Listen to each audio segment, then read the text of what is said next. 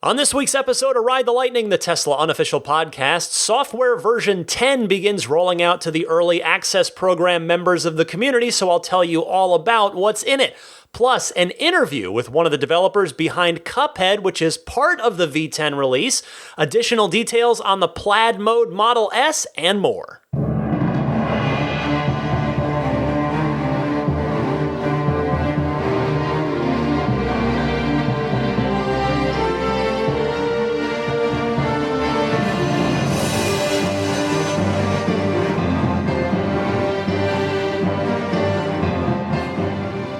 What's happening, friends? Alongside a happily snoozing Daisy the Boxer Puppy, I'm Ryan McCaffrey for episode 216 of Ride the Lightning, the weekly Tesla unofficial podcast for September 22nd, 2019. I'm actually recording, however, on September 19th, late Thursday night. I am recording a bit earlier than usual this week, and that's because my actual birthday is Friday, and I've got a date night with my wife. Daughter's heading to a sleepover, which worked out by sheer coincidence. We were just invited randomly, so that's a bonus.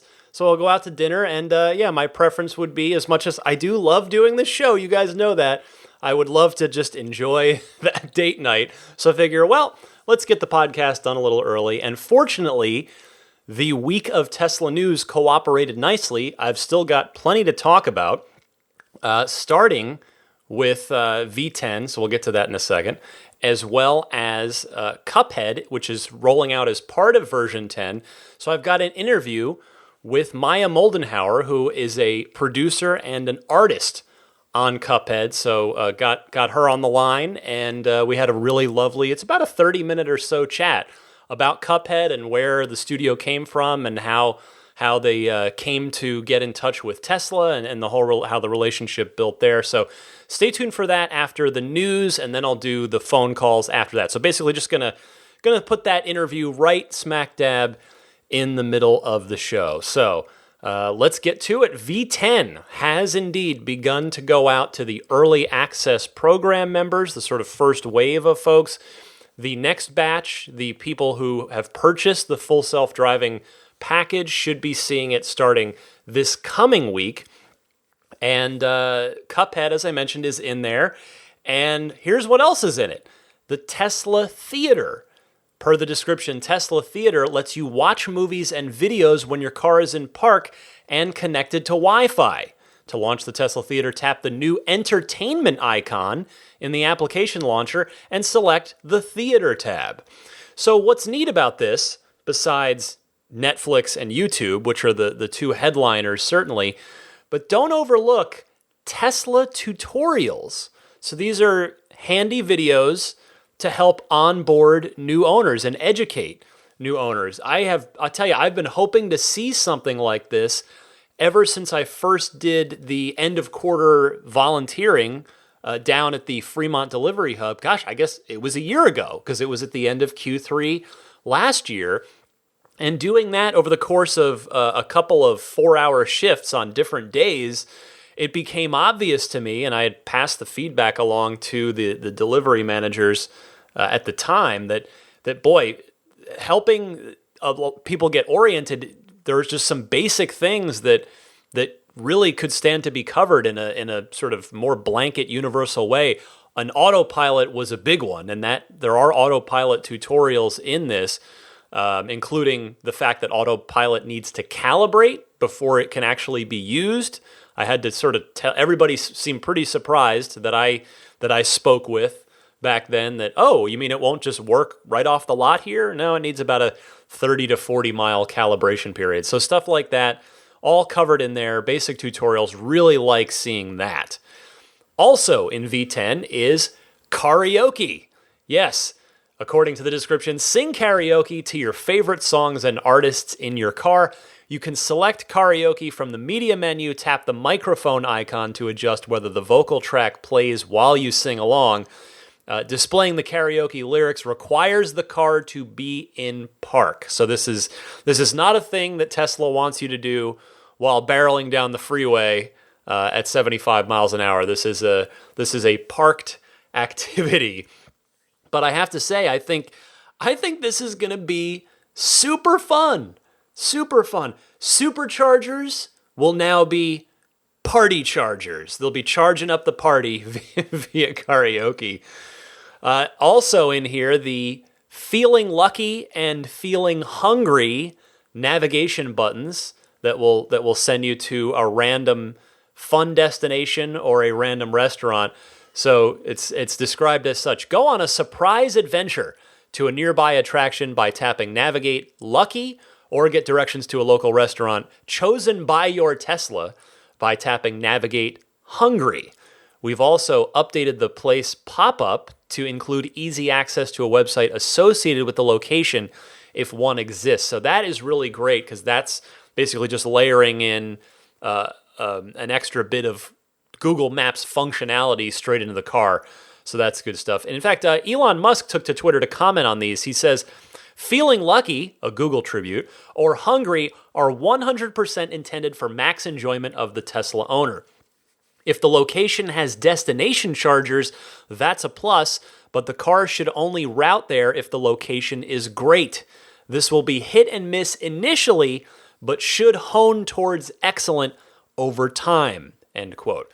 And I have to say, I can't wait to hear from all of you guys out there as to what strange, wonderful, or strange and wonderful attractions and restaurants that your car decides to send you to. Also in V10, Joe Mode. Remember this one? Enabling Joe Mode reduces the volume of your Tesla's chimes. The quieter chimes continue to alert the driver effectively and minimize disruption to passengers, e.g. Joe's kids. To enable Joe Mode, tap Controls, Safety and Security, Joe Mode. Well, let the record show that I still don't know who Joe specifically is or what this is a reference to. We still haven't gotten to the bottom of that. People have wondered in reply to Elon. Nobody seems to be able to quite crack the code on this one. But the feature is there, so enjoy it. Other changes, and a quick thanks to Teslarati for an excellent summary here. They write, Tesla's V10 update allows Sentry Mode to save video clips in a separate folder on a USB drive to make them easier to review and manage.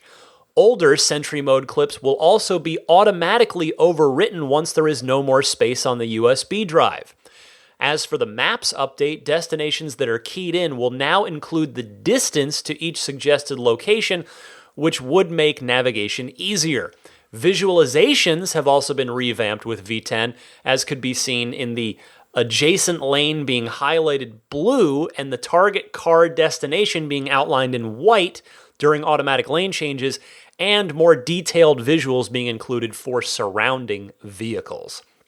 Well, out of that stuff, I think it's the stuff. What I'm most excited about is that Sentry Mode bit. It is really nice to see another step forward on Sentry Mode, and not to get greedy, because again, this was a feature that was not even considered when the Model 3 was designed and when the Model 3 software was written. But hopefully, Tesla's going to just continue to build this out, and my hope is that eventually we'll be able to review Sentry events right on the car's screen when you get back to your car, and ideally even save or delete them right from there too. But Sentry Mode is getting better. That is good stuff.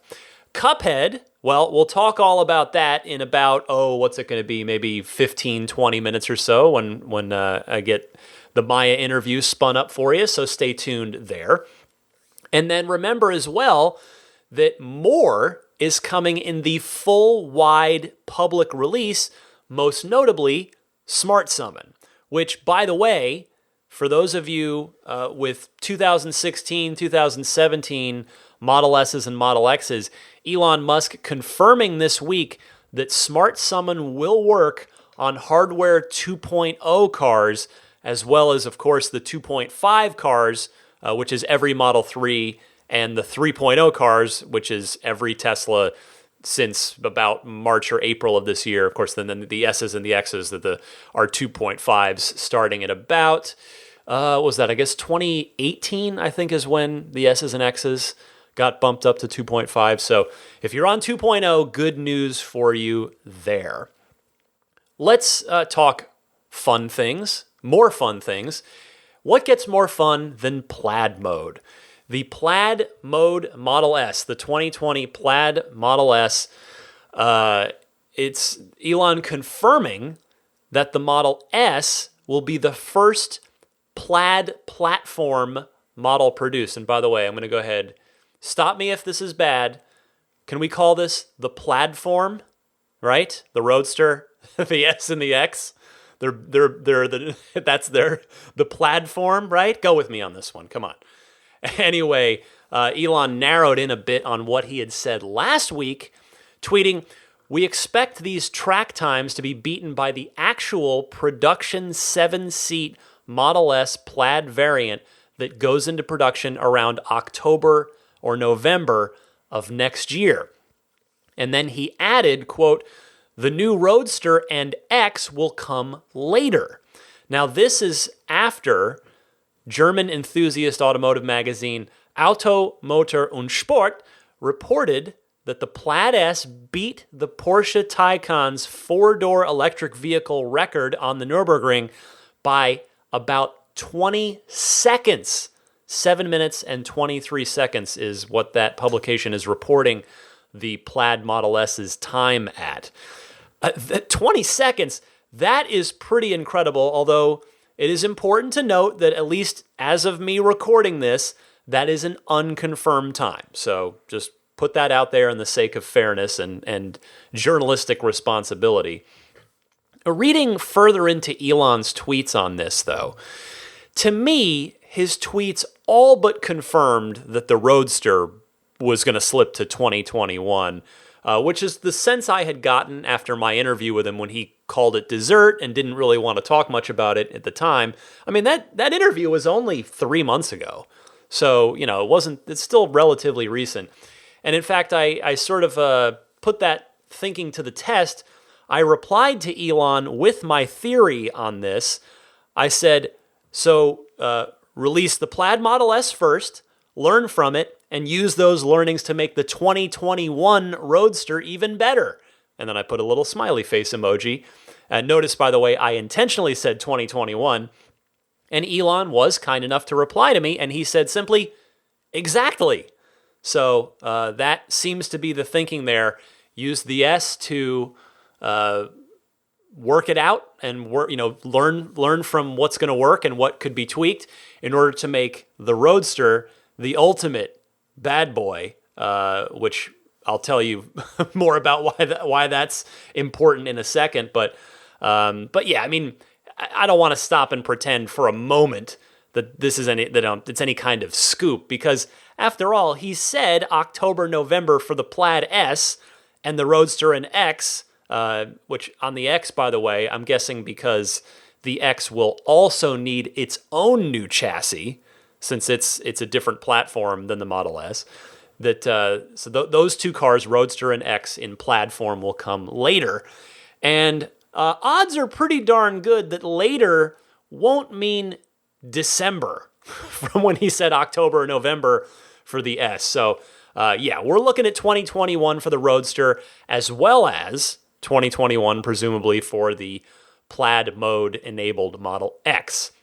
So yes, the Roadster is going to be an absolute monster, though at the cost, it should be noted, at the cost of having to wait about 4 years for it to actually hit the road after its unveiling in November of 2017. So effectively, we're about halfway there, probably. Hey, maybe the Roadster will start getting out there into production in early 2021, maybe not towards the end. Maybe it'll actually be more like 3.5 years, but a pretty good long wait. So, but it's probably going to be worth it based on everything Elon is talking about so far about using the S to learn and make the Roadster better. On the subject of the Roadster, a Twitter user named Viv, who may in fact be a listener of this podcast because she follows me on Twitter, so she's a Tesla person following me on Twitter. It's maybe not a stretch to think that she's listening, so hi Viv, if so.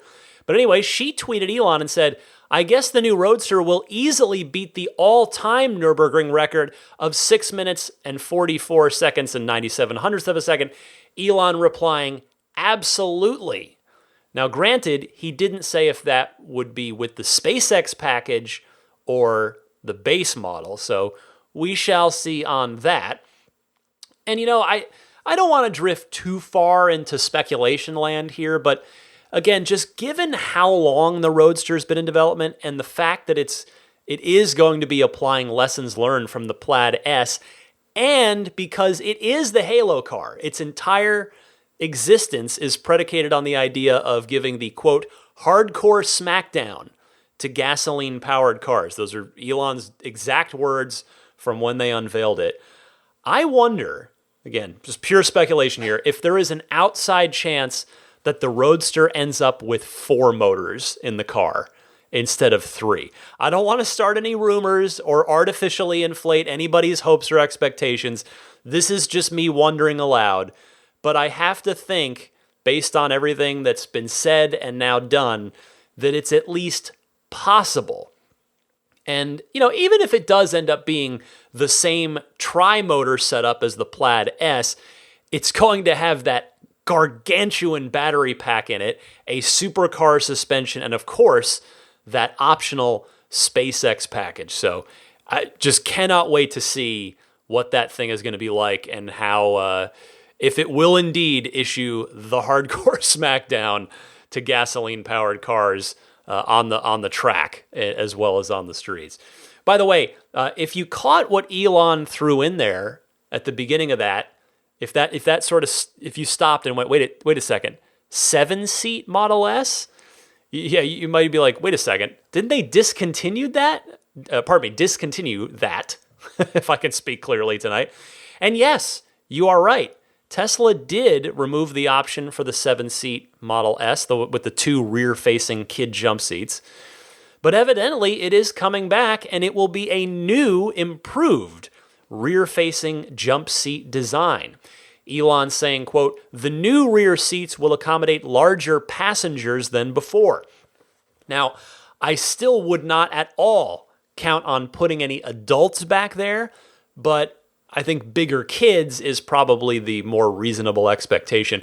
And I would suspect that the reason this is happening and the reason that it is an improved design probably is due to the new chassis design of the Plaid Model S, that they've managed to accommodate some more space back there, probably down low, if I had to imagine. So that is good news for maybe if you're a family out there, if you've got younger children, or you're planning your family in the next couple of years, and maybe a Model X isn't right for you for whatever reason, or it's a little, maybe it is a little more than the S. Maybe the S is more desirable to you, or makes more sense that you'll be able to get 5 adults and 2 kids in the Model S with that, at least in the Plaid one. It'll be very interesting to see if this new design for the rear-facing child seats does apply to all Model S variants. I mean, if I'm correct, the answer is no, and it would be exclusive to the Plaid Mode S. So I'll be keeping an eye on that one for sure. Now, while we're talking about performance, the Model 3 performance might not be done improving its 0 to 60 mile an hour time. Elon was asked once again by the aforementioned Viv on Twitter, and she said, do you think you're able to squeeze out more performance via over-the-air updates, or is that pretty much maxed out? And Elon did decide to respond to this with the following: you never know, ... So the way he typed that sounds to me like there could be a bit more power to wring out of the P3D inverters and motors yet. Perhaps when Tesla can either put more engineering bandwidth to the challenge, or maybe they need to gather enough real-world reliability data from the P3D fleet in order to ensure that they believe that the hardware would be able to handle another power boost. That's exactly how it went with the uncorkings on the 60D and 75D S's and X's. They had a sufficient amount of data that said, hey, we can really pump these up. We can wring some more juice, some more power out of these without risking any components. And they went ahead and did that. So I think right now we're sitting at 3.2 seconds as the 0 to 60 time on the P3D with the rollout, which is how Tesla's measuring all the 0 to 60s on the cars. And here's the thing. I would not expect more than another tenth of a second. I think that's realistic. In the uncorkings that Tesla has done in the past, specifically on the performance model, so the cars that are already tuned for performance, the increment of improvement, which again, let me just stop and recognize how amazing and incredible and awesome it is that these over-the-air performance improvements even happen at all.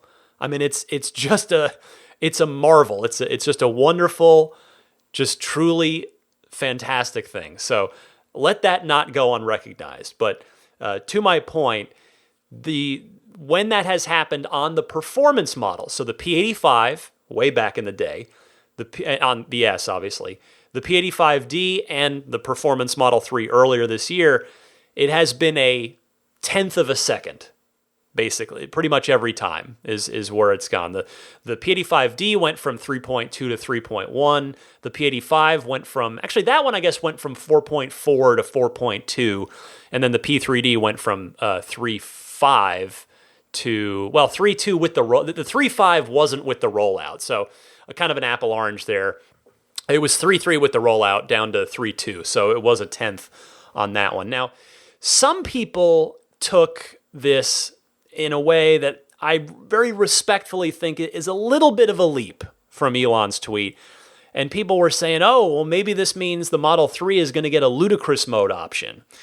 Well, I wouldn't quite go that far, because Elon was asked a pretty specific and direct question about an over-the-air performance update, and that's what he responded to. So I'm not saying a ludicrous Model 3 won't happen with the S and X going to Plaid in about the next year and a half or so, but whether that would require new hardware in the Model 3 and thus not be a thing that existing Performance 3 owners could upgrade to, or whether Tesla would be able to wring out enough extra juice via a software update to just actually label it ludicrous and just do it that way, I don't know. But I think it's better to keep your expectations in check, and if those expectations end up being exceeded later by Tesla, then great. But if not, then at least you're not disappointed. Let's do the Musk Minute. I know I've already been talking about Elon's tweets, but just to pass along a couple of quick things. Elon's saying that those of you on leases will be offered a discount after delivery on the full self-driving package should you have chosen it, since you won't get the full value out of it for the duration of your lease. And then the other thing, he notes that party mode and camping mode will be coming in version 10.1 of the software. So that is probably something that's reasonably a few months out, if I had to guess. All right, then one more story I've got for you before I get to the Maya Moldenhauer interview. Tesla was strangely absent from a Swedish insurance firm's recently released list of their safest cars for 2019 based on their accident data.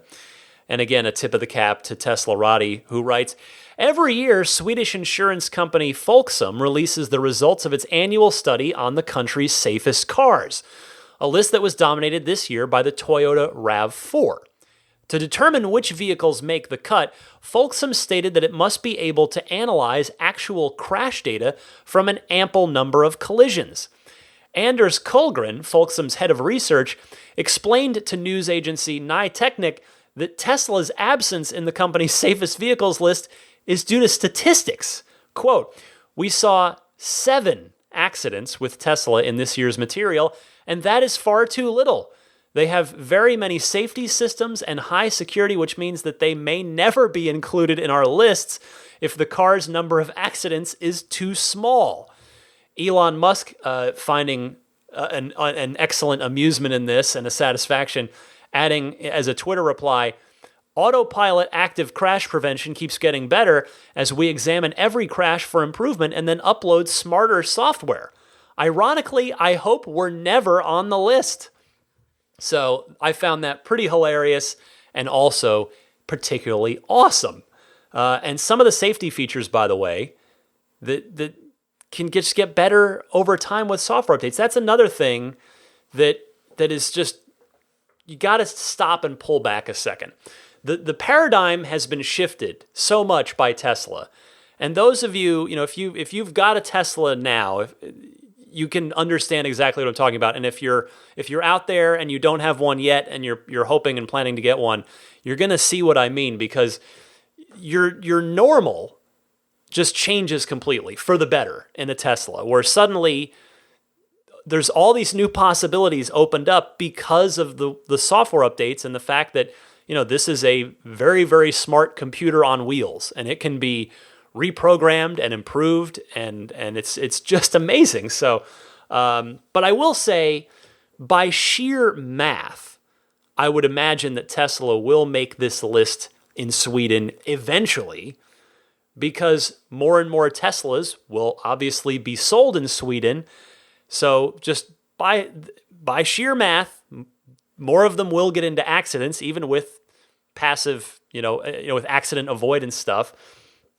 But hopefully, if and when they do actually crack the list, it will be as one of the safest cars. I mean, the United States, Europe, and Australia have already all testified to that through their testing thus far. So, good stuff. That's everything I've got for you news-wise. Again, if I happen to miss anything on Friday while I'm out on a date night for my birthday, please accept my apologies, and I will, of course, cover it on next week's show. But for now, stay tuned, and I'm going to come right back with the aforementioned Maya Moldenhauer, producer and artist at Studio MDHR on Cuphead. And it was great to speak with her. I recorded this fairly recently in anticipation, knowing that Cuphead was coming. So enjoy this interview. It's about 30 minutes or so, and then stay tuned after that for a bunch of your awesome calls in the Ride the Lightning hotline.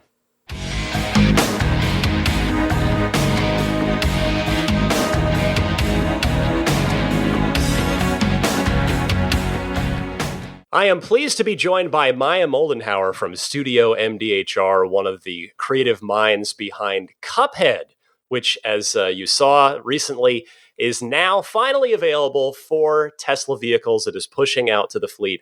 Maya, thank you so much for joining me. Thanks for having me. Well, this was the ultimate colliding of worlds for me when I was sitting down. You mentioned Cuphead. When was it supposed to be announced? Because I know when I reached out to you privately after, it seemed like him saying that on my podcast was a bit of a surprise. Yeah, it was definitely a surprise because I believe that the podcast for that hadn't come out before your email. So I saw your email and I was like, oh wow, okay, we're talking about this. So yeah, we hadn't actually even defined how we were going to announce it or when we were going to announce it. I think in our minds it was going to happen much closer to the release, but that's okay. It was a nice surprise to talk about it much earlier. Yeah, build a little anticipation, get everybody fired up a little bit. Now, I know my day job is IGN and video games, but here on Ride the Lightning, it's all about Tesla. And I know some of my audience are gamers, but maybe not necessarily all of them.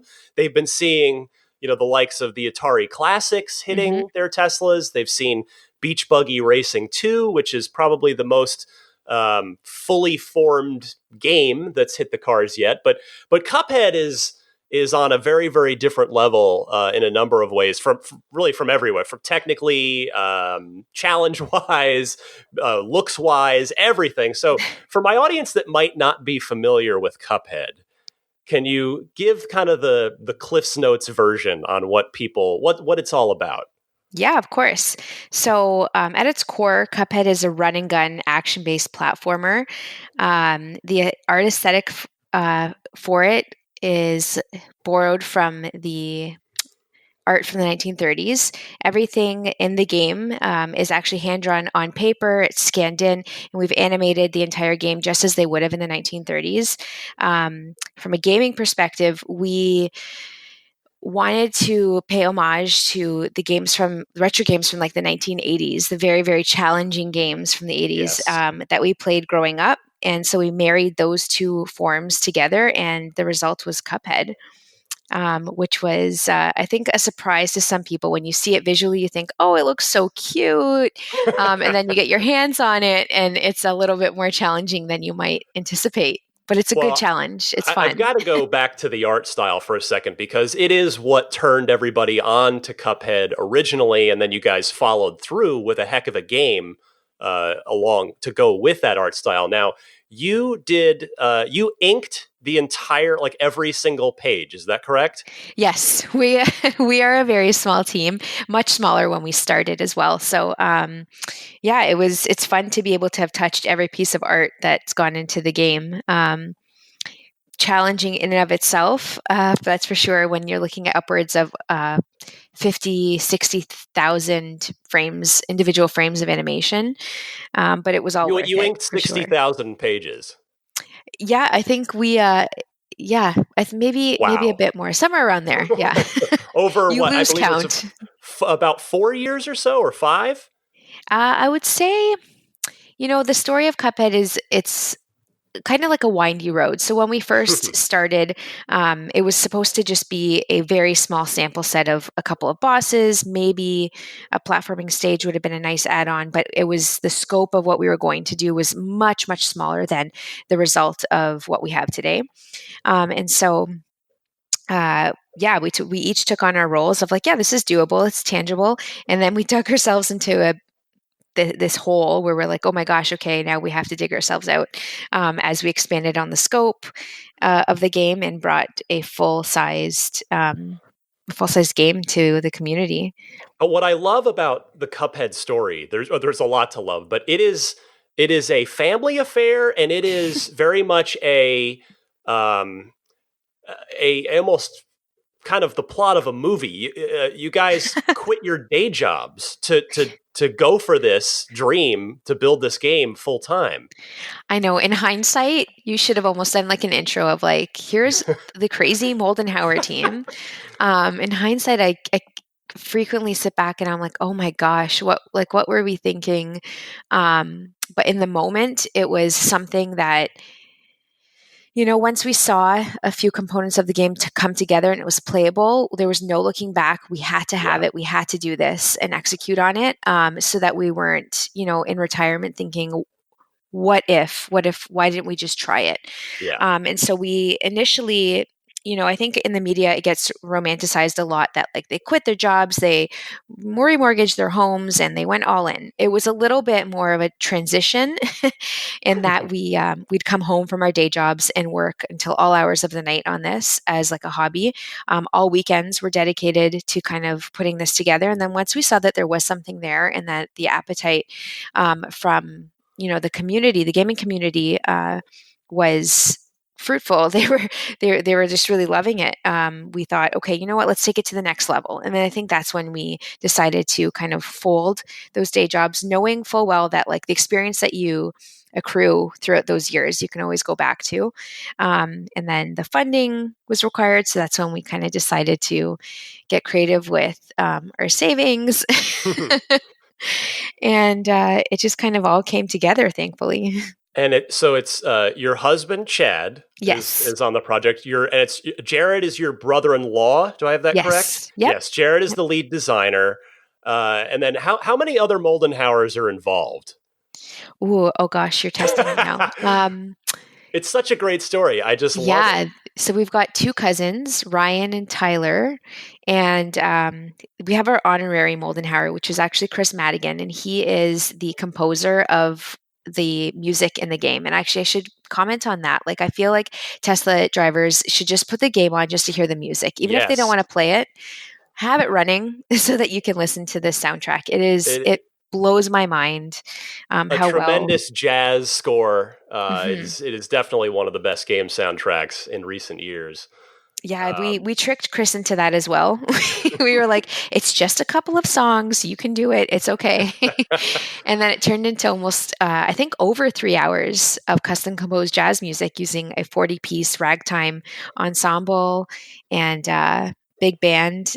It was recorded in a studio here in Toronto, where we're based out of, and just marvelous. Like it's really, really a great soundtrack. Now that all right, so people have a little bit of extra context for what Cuphead is and where it came from. And actually, I'll do a little shameless self promotion. I did an hour long sit down interview with your husband Chad and your brother in law Jared just after the game came out. Yeah, unfortunately, you weren't able to make it out that trip because you were a brand new mom at the time. Yes. So I wasn't able to get you on that panel as well. But if you want to hear more about the origin story of Cuphead and where the Moldenhauers came from and where they're going, you can look up IGN Unfiltered and then just search IGN Unfiltered Cuphead. And we had a great time doing that. Yeah, I will say that out of all of the interviews, that one is really one of my favorites. You really got, I think, to the core of the story and some raw information out of them. So I love that one. You are very kind. Thank you for saying that. So Tesla, let's bring this back to Tesla now.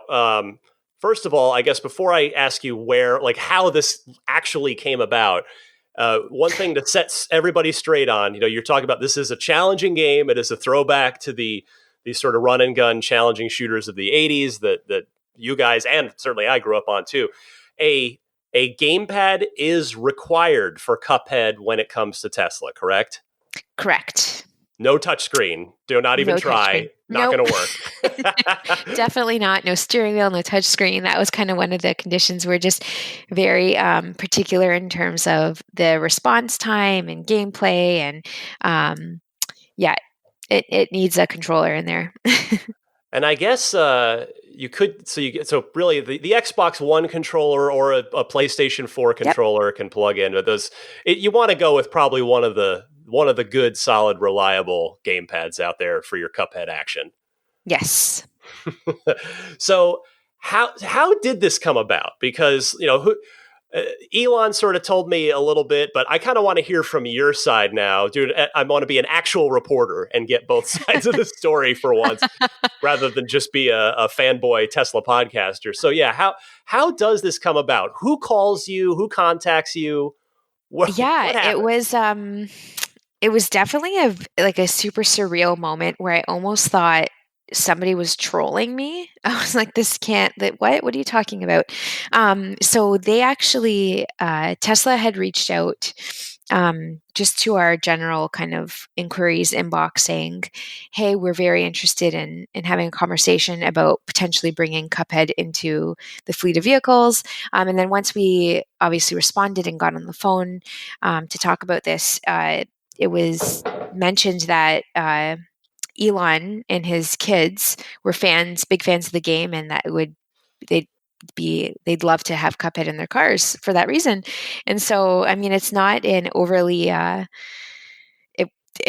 blows my mind that first of all, that I just feel like we're an indie team. We're such a small team. And then to have such like an innovative person kind of knock on your door being like, hey, great product. Feels like a very humbling and surreal moment. Well, it is worth noting that you guys have now sold over 4 million copies. So you're being very humble, but but you may be an indie team, but you've found a lot of success and a lot of people know about Cuphead. So Elon is a gamer. We've seen him tweet about it, heard him talk about it, and it's not a surprise that he found the game. So I guess it pays to be the boss, right? Because if or the boss's kids, they say, hey, we want to play Cuphead in the car, somebody on that Tesla team's got to reach out to you guys to make it happen. Yeah, for sure. And you know what? At the time, I had never even sat in a Tesla. To be perfectly honest, I've seen them on the roads, and I have always loved them. Like aesthetically, the look of them. It's like, that's such a beautiful car. Maybe one day. And so even when we initially got that email, it felt like just such polar opposites. And that Cuphead was created using such traditional art forms from decades ago, and Tesla's at the forefront of innovation, but somehow bringing those two together just worked out brilliantly. And you can't, none of the games are obviously playable when the car is in motion. It's they're intended for when you're at the supercharger or something like that, or you're waiting for somebody. And Cuphead, given how it's structured and that the levels are so short. It's a really great game to be able to just pick up the controller, play a couple of levels, or even just one. And there's no need to have to, play for 30, 40 minutes or something to get far. They're each about 1.5 to 2 minutes long, based on, once you can get how through well it, you can is. play it. Yeah. Or 5 to 10 seconds. It depends. I mean, it is fair. It is, I guess, worth pointing out that the amount of Cuphead included for free in every capable Tesla, which I guess maybe I should detour. This is, I assume, going to be only available on the newer Teslas with the second generation MCU. Or are you guys? Ooh, that's a good question. I don't want to answer that because I don't know for sure. Okay, we can follow up.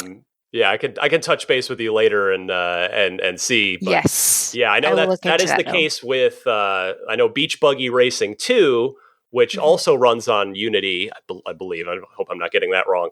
They had told me they were working on an MCU version, but yeah, that the Unity thing actually is where I wanted to get to next. Was Elon had said semi-recently, before the Cuphead announcement came along, that they were working on porting Unity, and then they want to get to Unreal into the car. And is it just a happy coincidence that you guys built the game on Unity, or are they porting Unity to the cars because of Cuphead? Oh, definitely the latter. I'm just joking. I would like to think it's the latter. I don't know. It could. I'm not sure which one it is. Maybe it's chicken a healthy and egg medium here. between. Yeah, exactly. But I do know that we're, again, given that we're a small team and we have a lot on our plate with our next projects. They've graciously offered to do this port for us, and they've done it, tremendously well.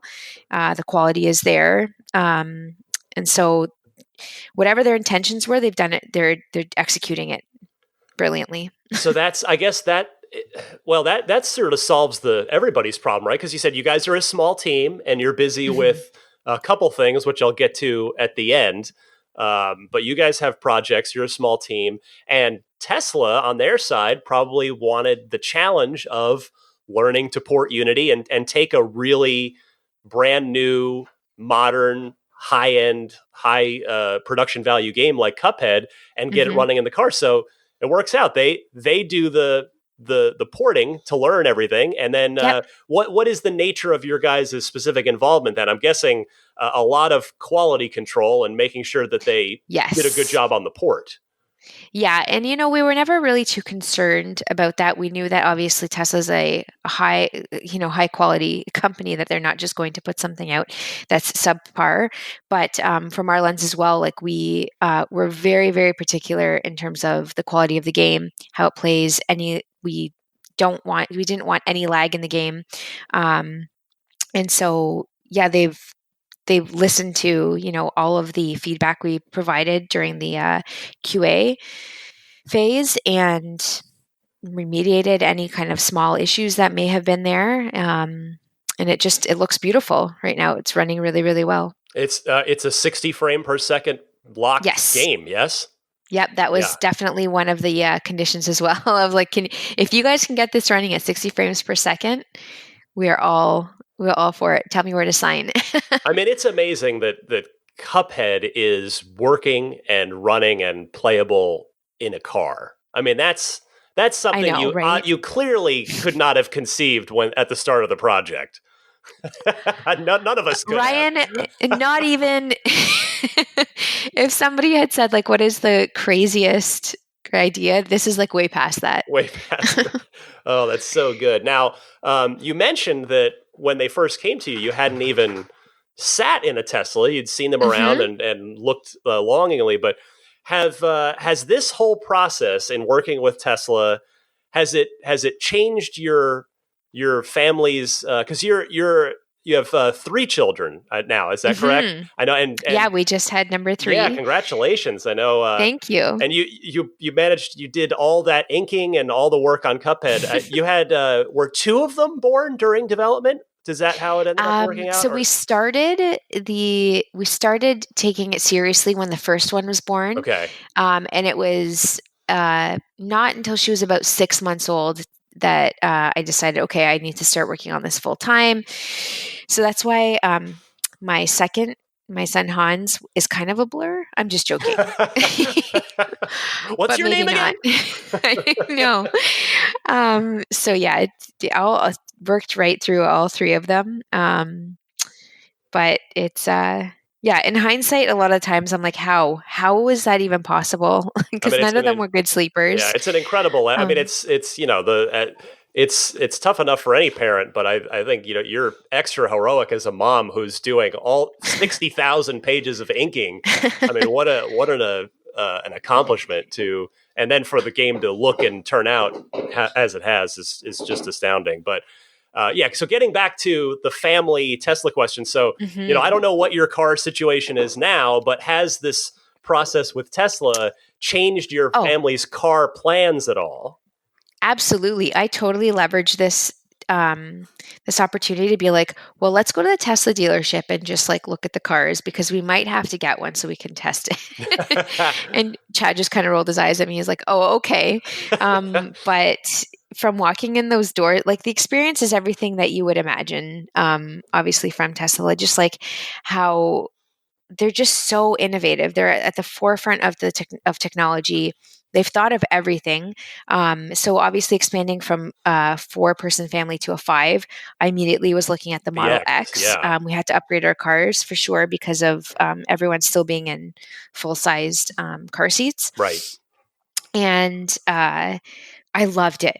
And they lent it to us for a weekend, and they so graciously gave us the. I'm sorry, I'm not a huge car person, so this is where you can correct me. But the model, like where there's the P at the end, Oh yes, to make the it like the really P100D. You fast had the one. performance model. Yes. Yes, such a so sneaky of them to give us that. It's like this car is amazing, and it really is incredible. It fits the whole family without feeling like you're driving a bus.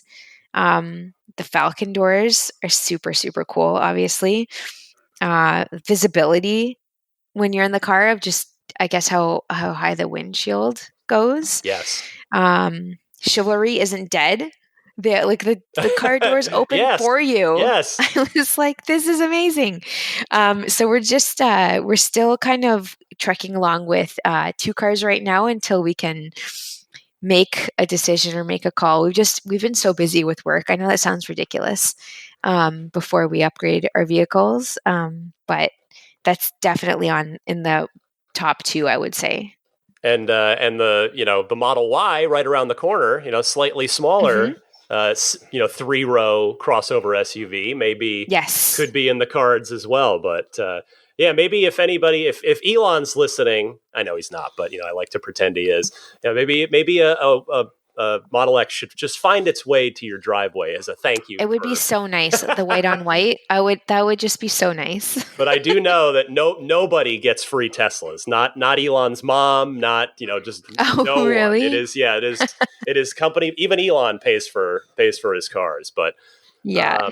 Well, I'm keeping you for a while here, but I am curious. I've got a couple more for you. I'm just sort of curious so for you guys to QA the game in the Tesla environment, how did they send another car to your garage and push a build to it remotely? Like how are you testing it in the Tesla environment?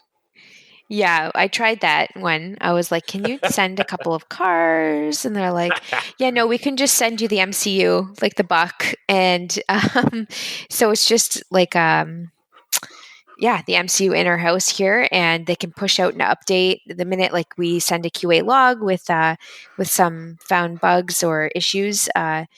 We would report back, and then within 24 hours, they would have sent an update that pushed out, and yeah, so it's really pretty fast, straightforward. It really surprised me how efficient it was, especially having gone through the QA process with Microsoft, with right? some other, not to say they're overly complicated, but very different, very efficient.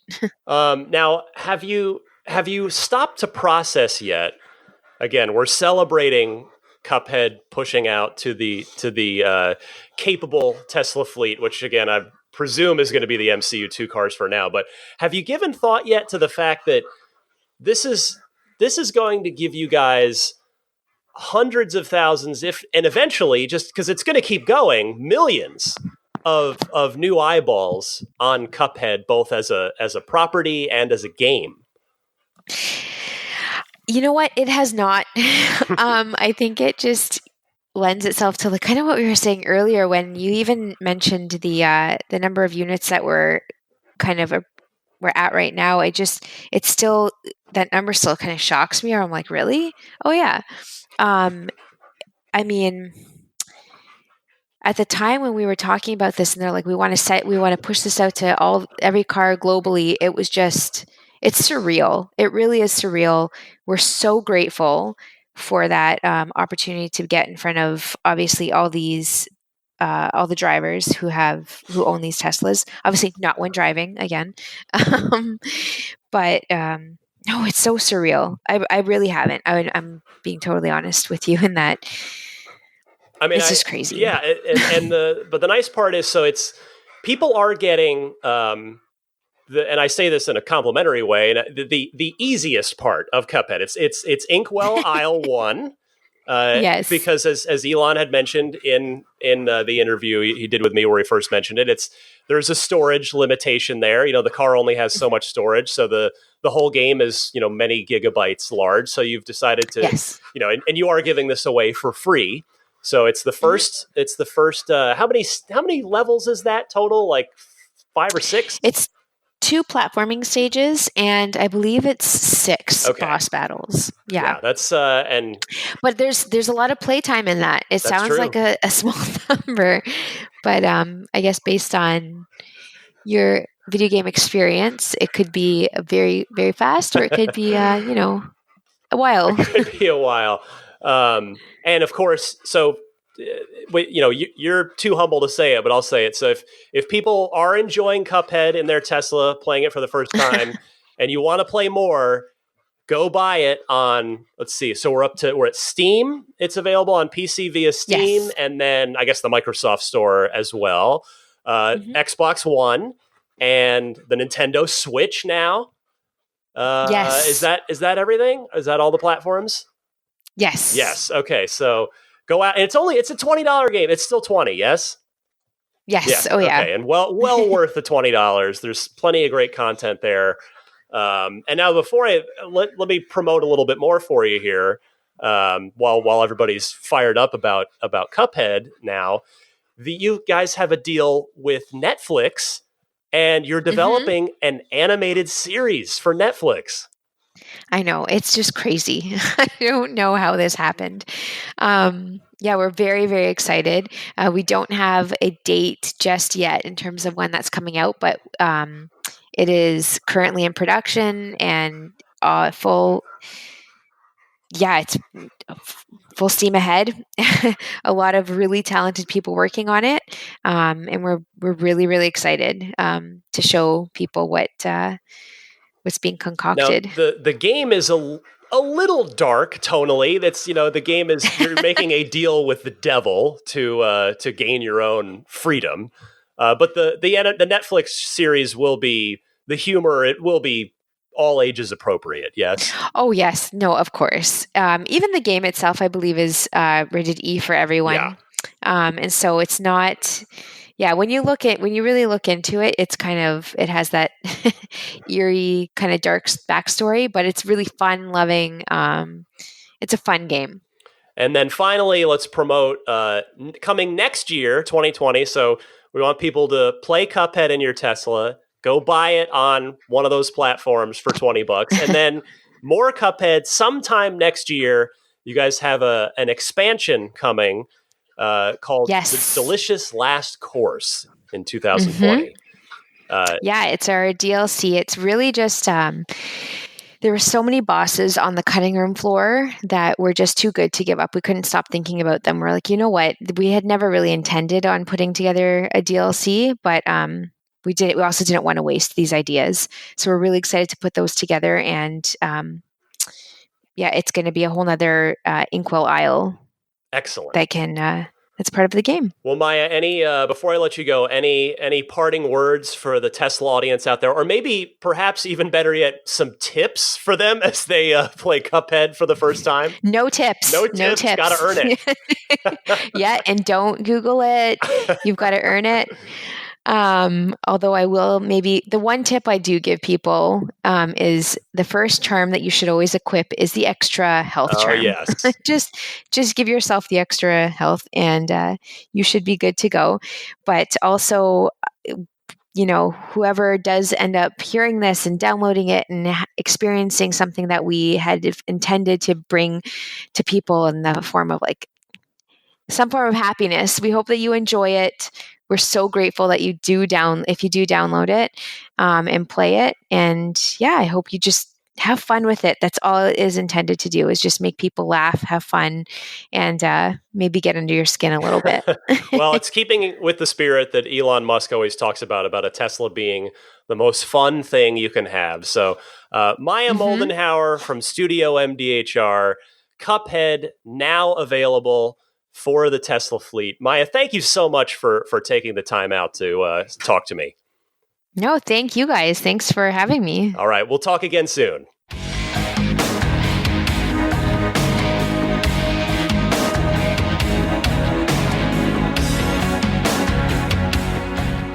Well, I hope you enjoyed that interview with Maya. I had a really good time speaking with her. I love Cuphead. If you follow me in my day job on IGN, you know I'm a big Cuphead fan, so I was so thrilled that it's coming to the Teslas and that all of you guys are going to get to enjoy it. A lot of you will be exposed to it for the first time.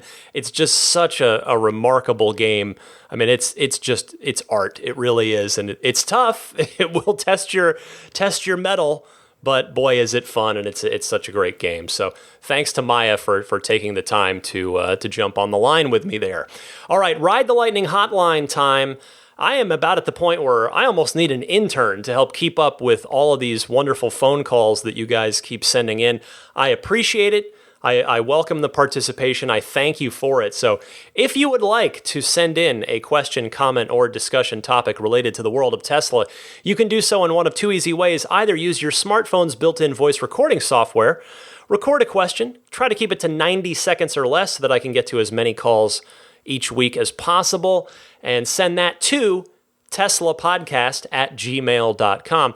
Or you can just call and leave a message on the Ride the Lightning hotline. It's super simple. It's a toll-free number. Dial it up, 1-888-989-8752. That's 1-888-989-TSLA. And if you know someone special with an upcoming birthday, anniversary, graduation, or some other special occasion, you can give them a unique gift of recorded voices from friends and family telling them why they're special.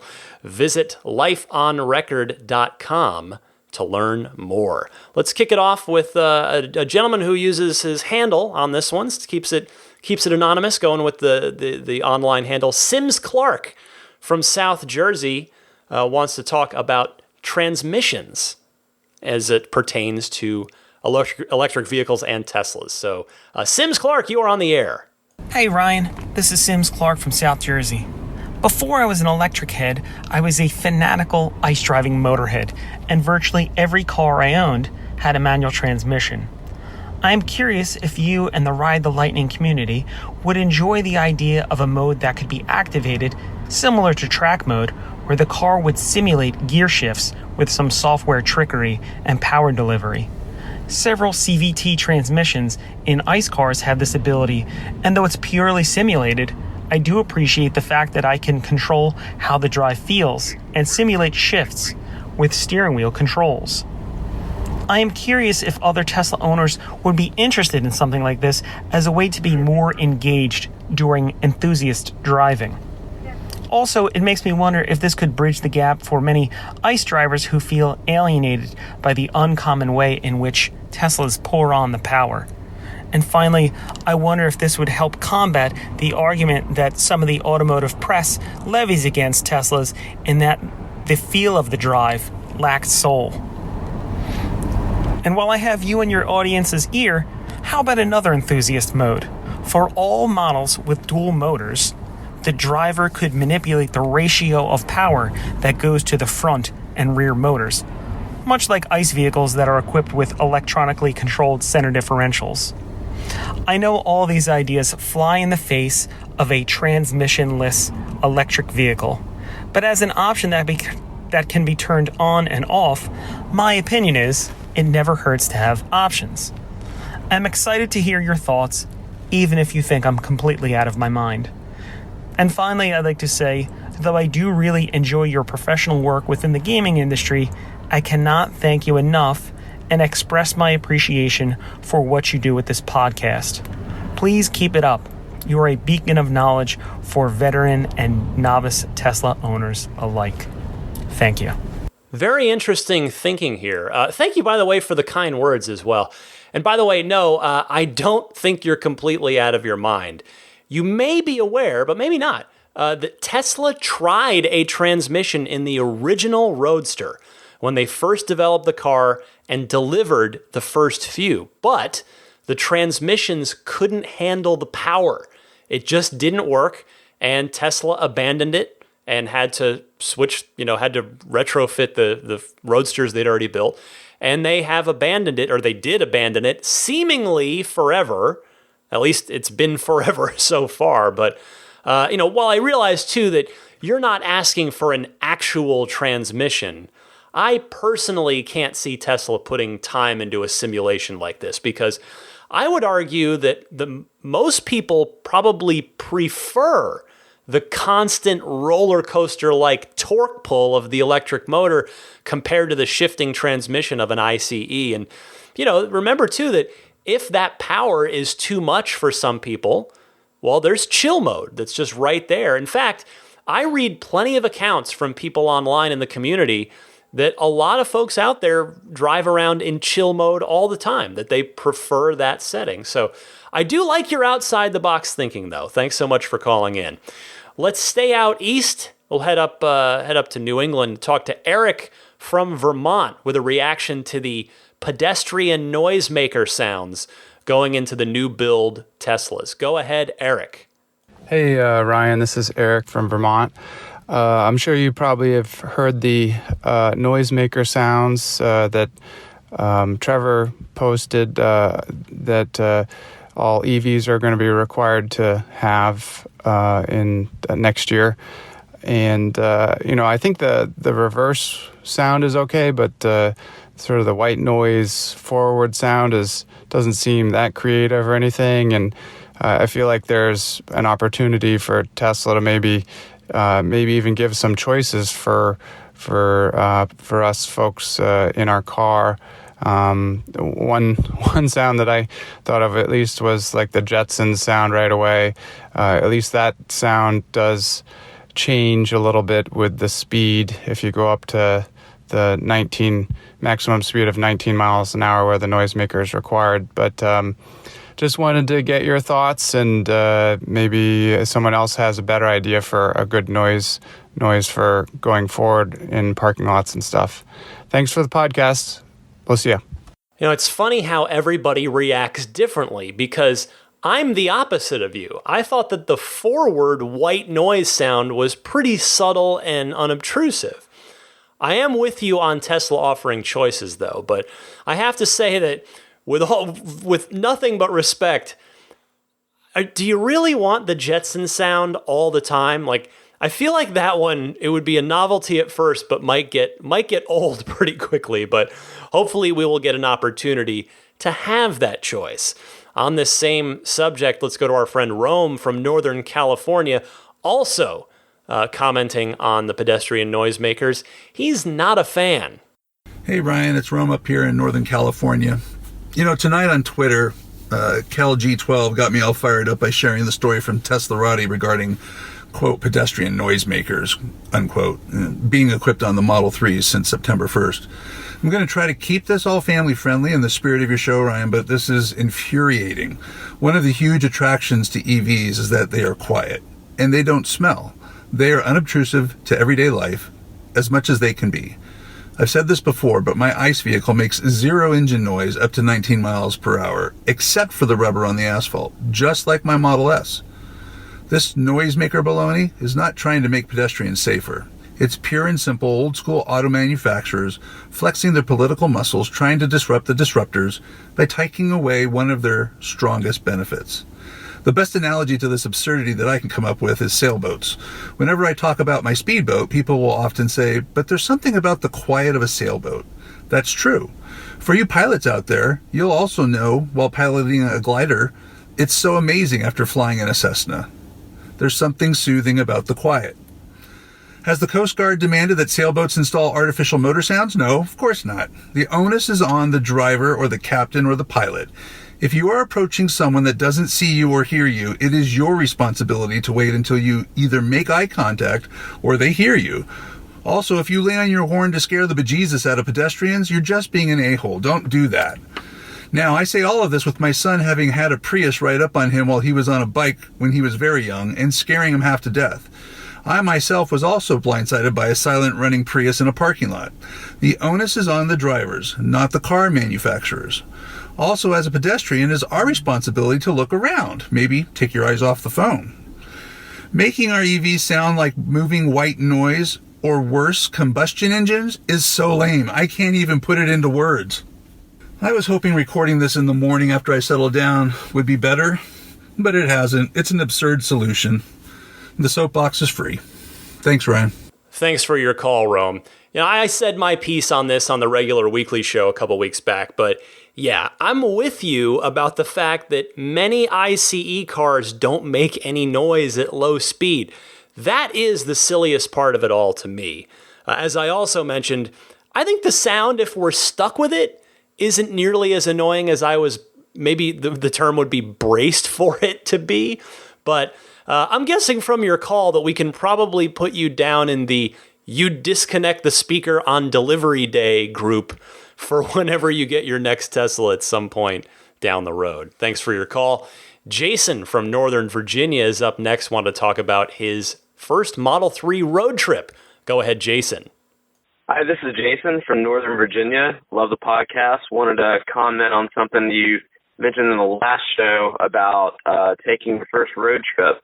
I took my first road trip in my Model 3 this past weekend, and it was extremely stressful. I drove to eastern North Carolina to my parents' house, and the nearest supercharger is almost 45 miles away. My father incorrectly told me what dryer outlet they had at their house without looking, and I had the wrong dryer outlet, so that forced me to use a trickle charge overnight. I got there with about 40 miles left, and overnight I actually got about 70 miles, which was pretty good. So I was pretty confident that I was going to make it back home. But there's two factors that I haven't mentioned yet. And one is that if you're in an area that no one has ever seen a Tesla, they're all going to want to ride. So I give a lot of rides to people. And the other is I have two toddlers, and they had to stop and use the bathroom 4 times before we got to the supercharger. And I literally got there with 0 miles. I actually drove for 10 minutes with 0 miles left. Once we got to the supercharger, I stayed extra long time and made it home about 2.5 hours later than I normally do with a gas-powered car. But I think in the future, we'll plan better at our charging stops, and I'll buy the right charging adapter for my parents' house. Just wanted to mention that. Thanks a lot for the podcast. I love it. Thanks for sharing that, Jason. I'm so glad that you made it. 0 miles left. That indeed would have been super stressful. I'd have been losing it at that point. The good news is that an experience like that really only happens once, right? Because now you know, and you learned about the dryer plug and what the EV road trip experience is like. So yes, it's a learning curve, but that should be the worst it'll ever be for you. That's I think the optimistic way to look at it. Happy electric motoring, my friend. Let's head on over to Phoenix, my old stomping grounds, and talk to Eddie about full self-driving and his standard range plus. Go ahead, Eddie. Hi, Ryan. My name is Eddie from Phoenix. I wanted to call in about my experience updating my Standard Range Plus Model 3 to full self-driving. I wasn't exactly sure what to expect, and it was very hard to find information on the internet. And I was under the impression from talking with the sales team at Tesla that it would be an update in the matter of a normal software update where you basically have to select to update it, and it shows up underneath of the software tab on your Tesla. That's not the case. As soon as I purchased full self-driving, I got a prompt saying that my order has been confirmed and that you could expect the software to be sent to you within 3 days. So I expected it to be within 3 days. I went to the grocery store, and while I was waiting in line, I opened my Tesla app to turn the air conditioning on, and the summon feature had appeared on my app. So when I got to the car, I went to autopilot, and all the new full self-driving options were available. I didn't have to download a software update. I didn't even have to be connected to Wi-Fi because I was not. And it just showed up, and it was ready to go. I love the podcast. I hope this is helpful. And for all the Tesla owners in Philadelphia, go Birds. Thanks, Eddie. Stop. I know I've done this a couple times already on this episode, but just stop and think about how cool that is for a second. You went into the grocery store, and when you came out, you had summon and navigate on autopilot. That is so cool. That's so cool. Note, too, that you will also be getting a new full self-driving computer probably towards the end of the year as well, if your car is older than March or April or so. It seems the full self-driving computer upgrades have begun in earnest. Just a few confirmed cases here and there. So nothing en masse, nothing major to report there, but it has started to occur. So that is a good sign. Dan from Southern California is having a not great time with what's been going on with the battery in his car. Dan, you're on the air. Hi, Ryan. This is Dan from, Southern California, Santa Paula, California, actually. And I just wanted to say something about I've got a 85D 2015 that suddenly lost range here a couple of months ago, and I think there's been some talk about it on the internet and whatnot. Anyway, I lost 30 miles, and it's kind of really irritating me because I use the car to drive. I need that 30 miles to, in fact, get to work and back. And so now I'm with a car that's got less, performance than a 70, for instance. So anyway, I hate to join this lawsuit against Tesla because I've been the biggest supporter of Tesla in the world. No one's talked Tesla up more than I have. And, bottom line, now I've got a car and I've called the service center and they say, oh, it's normal, range degradation. Well, we know that's a lie. It's just not. They've already said, in their bulletin that they have changed the algorithms about charging and the amount of power that car will produce. So anyway, I just wanted to get your take on it. And I don't mean to belittle Tesla at all because I love the car, but I am kind of, I'm kind of in a bad spot now because I can't use the car to go to work anymore. Anyway, love to hear it, and I love your podcast. So you keep it going, and we'll keep supporting you. Thanks, Ryan. Take care. Dan, I feel your pain through the phone. I really do. I mean, that is just a really tough spot to be in. And here's my opinion on it. I don't blame you for joining the class action lawsuit. I'm not saying you're right and Tesla's wrong or vice versa, but, Tesla does need to be held accountable.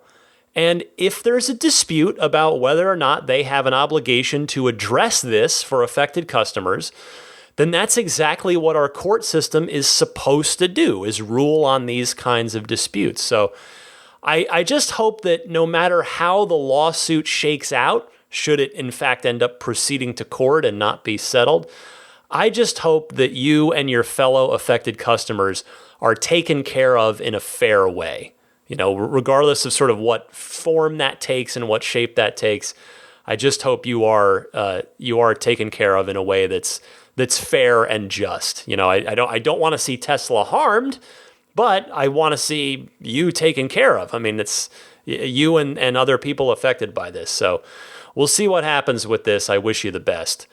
Vince from Connecticut has a seatbelt question as it pertains to the white interior cars. Go ahead, Vince. Hey, Ryan. Vince from Connecticut here. I'm responding to your problem with your black seatbelts and the white interior. Do you have any idea why Tesla isn't using white seatbelts in the white interior instead? There's certainly no requirement for seatbelts to be black, and it would make the car look so much cooler if those seatbelts just kind of disappeared in white. Your thoughts? Vince, I am with you. I'd love to see it, provided the color match was close enough. But I believe the answer to your question is the same reason that the white interior has the same light-colored headliner that the black interior Model 3s also have, and that is cost and simplicity. By using the same seat belts and headliner, to stick with that example, in every single Model 3 instead of just half of them or whatever percentage of them, it allows Tesla to lower their costs and minimize complexity and ultimately get more cars made on a quicker basis. So that's my thinking on it anyway. Thank you so much for your call. Casey from Tacoma wants to ask about a long dormant feature that had been brought up a while back. Casey, you're on the air. Hi, Ryan. This is Casey from Tacoma. I've been a listener since episode 200, and I really love the podcast. I really enjoy the objective and positive perspective that you bring every week. I've been driving my Model 3 for just over a year now. Perhaps coincidentally, I think it's been the best year of my life so far, and the car has certainly contributed to it. But my question today is about fade mode. Elon mentioned this feature back on September 6, 2018 as part of a release for version 9, so that was just over a year ago. For me, it's been the most anticipated feature because it's just been such a joy to cruise at night when really it's just you and the road out there, that experience that really only the Model 3 can offer. I was just curious if you know anything more than the internet does, or perhaps you might be able to get something out of Tesla since you do a good job of getting their ear. So thanks so much. Take care. Love the pod. Bye-bye. I have to confess, Casey, that I hadn't thought about that in quite some time until your call. You are referring, for those not familiar, to a mode that would fade out most of the Model 3 screen, and the S and the X2, except the speed, and then you'd tap to turn it back on so that you don't have a bright screen on, say, while you're cruising at night. Even the dark mode version, the black, where it goes into the night mode, the black screen. So my take on it at this point is if it's not part of version 10, which it doesn't appear to be, then we should probably assume that it's been scratched off of the feature list. Probably for some good reason. Like maybe they found out they can't legally do it or do it to their satisfaction or something. But thank you for calling in and jogging my brain there. I appreciate that. 2 more calls this week. Henry from Richmond, Virginia wants to talk autopilot. Go ahead, Henry. Hey, Ryan. It's Henry from Richmond, Virginia again, calling in with a question this time instead of a complaint. I'm currently on the way to my girlfriend's house and just experienced the autopilot issue that I experience every evening while on the way to her house. At the same spot on the expressway every night, while I'm on autopilot, my Model 3 will have me in the rightmost lane out of the 3 Easy Pass Express lanes, then change to the center lane, then back to the right lane, back to the center lane, then finally, after passing the center, back to the right lane in order to take the exit that's half a mile ahead. Have you noticed any similar issues? I understand when she hesitates going through a traditional toll, but ultimately she always seems to be able to handle it. I'm not sure if the Easy Pass Express lane is what's throwing her off, but I wouldn't understand why, as it's essentially the same as driving on any 3-lane highway. Any insight you may have, I really appreciate. And I also do submit a bug report every night when I go through this issue, and it's been probably 4 or 5 months now. So just curious if anyone out there is experiencing anything similar, and I appreciate your podcast and all the work you put into it and keeping all of us Tesla fanatics entertained. Thanks again. Thanks for your call, Henry. I would say that you can probably not bother with any more bug reports. I mean, it's good that you did them, don't get me wrong, but they will find them at this point. And I'd have to say that I haven't experienced it in a while because, honestly, I turned off no confirmation lane changes a while ago after I just got fed up with its decision making, honestly. Although I suppose an easier way to say that would be that I turned lane change confirmation back on. You know, it'll get better. I mean, I have zero doubt about that. But for me, it just doesn't decide and act quickly enough on lane changes at this point in time. I'll be honest with you. I'm a lot happier driving the car since I disabled the auto lane change feature, since I turned those confirmations back on. You know, you might want to consider doing the same since it does seem to clearly be bugging you as well as it did to me. I mean, if you turn those confirmations back on, the nice part is you can just ignore it if the car wants to do something that you don't want to do, and it won't do it. But if you do want to take the car's suggestion, you just tap the stalk and it executes it right away. No checking to see if your hands are on the wheel, then scanning the lane again, and then going. So it just cuts out all that. So see what you think. Yeah, think about that. Hopefully you'll find a solution that makes you happy there. Let's go back to Phoenix for the final caller. Last, certainly not least, is Mike from Phoenix, who comments on the battery degradation, the rated range loss that I reported last week. If I can get my words in the correct order in a sentence, we'll try that. Mike, you're on the air. Hey, Ryan, it's Mike from Phoenix again. I love your show. I wanted to ask you a question. I've got my battery set to be charged at about 80%, and it's been basically at the same exact spot for the last week or two. And I come to it in the morning, and it has a different amount of range. It goes anywhere from 190 to 206 miles. I'm curious to see if you know why that might be. That's it. Thank you. Take care. Well, Mike, I wasn't able to get to your call in time for last week's show, but you and I, it sounds like, might be in the same boat here, other than the fact that it sounds like you've got a standard range plus. I'm curious if this is a software update issue, if Tesla's playing around with the rated range algorithm or not. Hopefully that's all it is. I've got a road trip coming up. I'm going to try recalibrating the battery management system by which you can, everybody says, including Tesla, says you can do, if you just drain the car down to like 10% and then charge it all the way back up to 100, that'll help recalibrate everything to maybe up that number a little bit. So best of luck to both of us, Mike. And I want to say thank you to everybody who called in. And I've got a whole bunch more calls that I couldn't get to. So I'll see if I can maybe get to some of these next week, because there'll also be new calls. And again, everybody that I can't get to, look for yourself in the Patreon bonus episode every month. That is the nice thing is I've got a built-in way to make sure that everybody's call gets heard and responded to. So thanks again, everybody, for calling in. Keep those calls coming. I told you how to call at the top of this segment. But for now, stay tuned. I'm going to come right back, do the tip of the week, some parting thoughts for you right after this.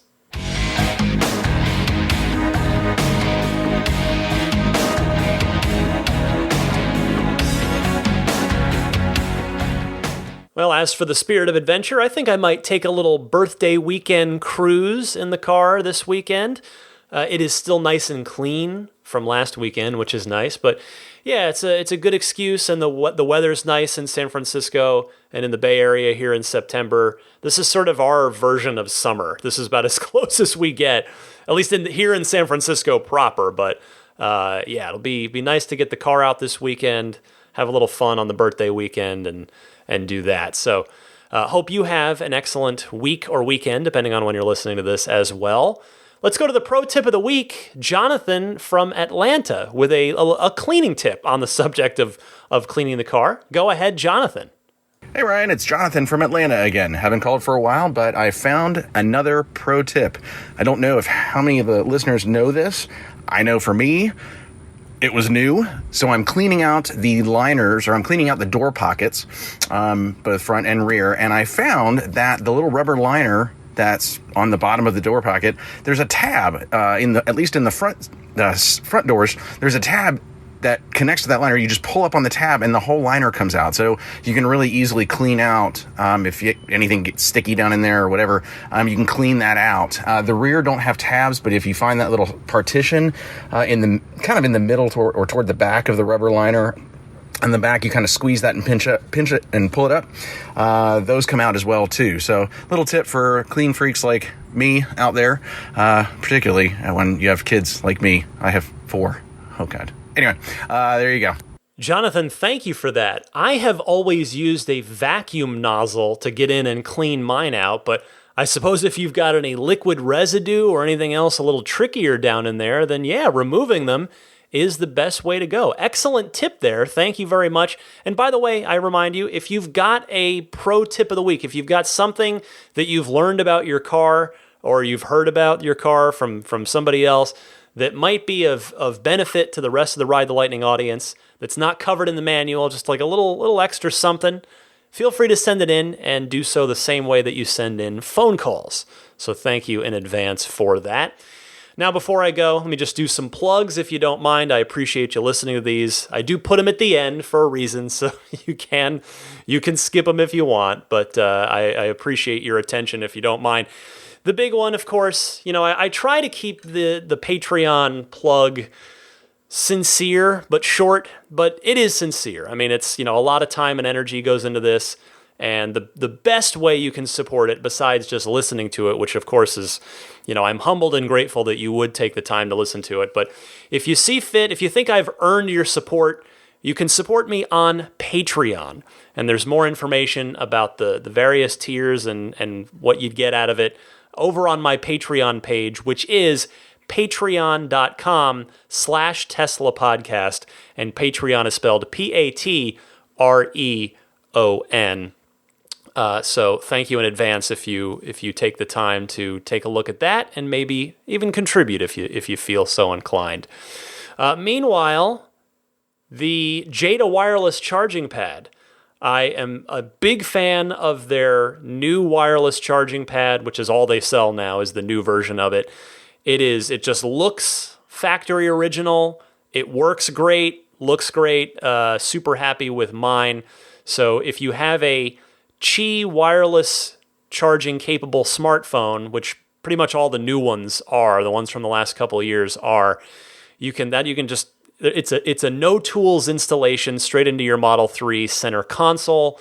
They are, what are they? They're $100 if I remember correctly. I'm almost positive. It's been a while since I bought mine.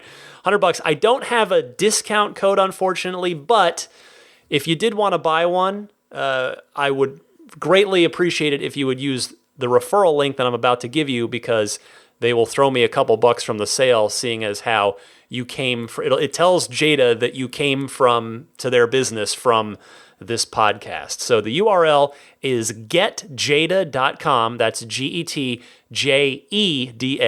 Getjada.com/REF/8. And their new product is the USB hub that plugs into the 2 USB ports on that back wall of the center console. So it effectively creates it fits flush right up against that back wall, gets you some USB-C ports on there, and there's a cool dummy compartment hidden by a little door that's held on, like a fake wall that's held on by magnets. So you can just, if you know where to push it in, you can remove it, but there's a spot back there to hide your dash cam, your Sentry Mode USB stick. So that's a nice product as well. But yeah, I'm a big fan of the wireless charging pad, and the USB hub is definitely nice too. I think that one is $70 if I remember correctly. So anyway, you can check on their website. Follow me on Twitter at DMC_Ryan. Same thing on Instagram, DMC_Ryan. Email me anytime, teslapodcast@gmail.com. Meanwhile, my friend Jeff, the owner, proprietor of Immaculate Reflections, one of the most awesome detailers in the entire Bay Area. I'd put him up against anybody. I know there's a lot of great detailers out there, but Jeff is just a great human as well as a great detailer.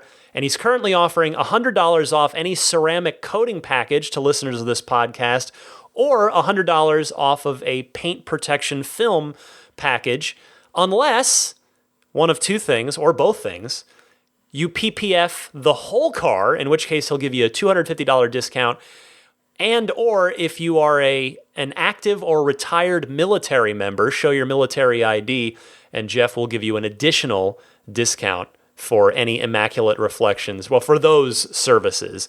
Anyway, so you can learn more and get in touch with him on his website, which is irdetailing.com.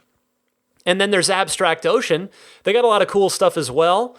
Better interior LED lighting kits, different color interior LED lighting kits. If you want to change it from a white interior light in the footwells and things to blue or purple or whatever you want to do, they've got those. They're pretty easy to install. Those cool puddle lights on the bottoms of the doors so you can change it from just a regular light to a logo, like the bat signal shining down onto the ground at night, the Tesla T logo, the Model 3, the 3 logo, or the original 3 horizontal line logo, S logo, X logo. He's got all that stuff, and it's a pretty simple install on that as well. Tempered glass screen protectors, etc., etc. Anyway, check him out, abstractocean.com. Use the coupon code RTL Podcast at checkout in order to get 15% off of your first order. So if you do want to use that, best to pile everything that you're interested in into your cart so that you can get the 15, because that is a one-time thing, that 15% off offer. I think that is about it. Subscribe to the podcast if you don't already. That'll make it easier. Again, that's not a money thing. That's just a convenience thing where the show will download to you automatically each time a new episode is released, which is, of course, like clockwork, every Sunday at 9 a.m. Eastern Time, 6 a.m. Pacific. You can subscribe on any of the major podcast services: iTunes, Google Podcasts, Stitcher, TuneIn, which, remember, TuneIn is in your Tesla. Yes, you can get this podcast right in your Tesla.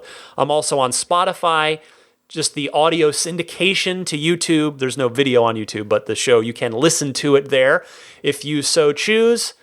And yes, that just leaves, as always, thanking the wonderful Patreon producers, the kind folks at the producer tier.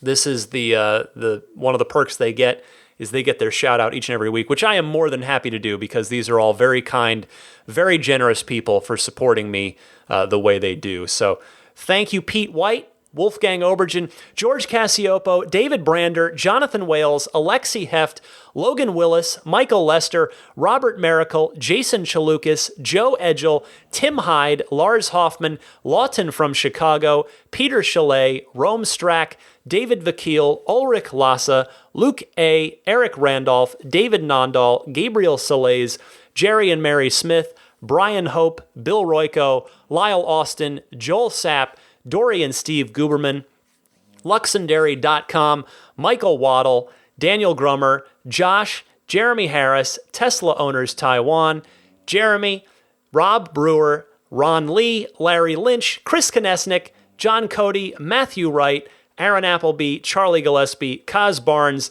Neil Weaver, David Perella, Sunil Joseph, and Dennis Peak. Thank you all very, very much for your continued support.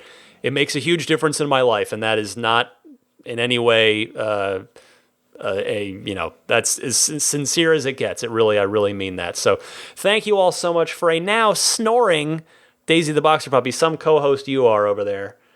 She looks like she's happily dreaming, but I'm going to do the same here in a few minutes. It's getting late here in San Francisco. So thank you all so much for giving me the time every week. I know this was an hour and a half show, maybe even a little longer, but hopefully you enjoyed the Maya Moldenhauer interview. I like doing that stuff. I interview people a lot on my day job, at IGN. I actually have an entire interview show that airs once a month with game developers. And yeah, it's a thing I enjoy. I enjoy talking to people. So I hope you enjoyed that segment. I'm always open to your feedback. If you liked it, didn't like it, let me know. All good. Just try to be constructive. That's all I ask. So, happy electric motoring, my friends, and I will see you back here next week.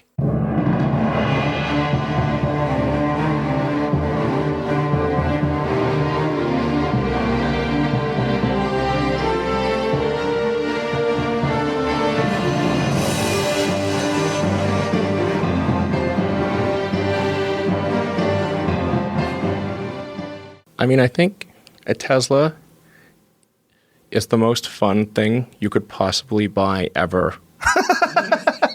That's what it's meant to be. Well, our goal is to make it's not exactly a car. It's actually a thing to maximize enjoyment. Make its maximum fun.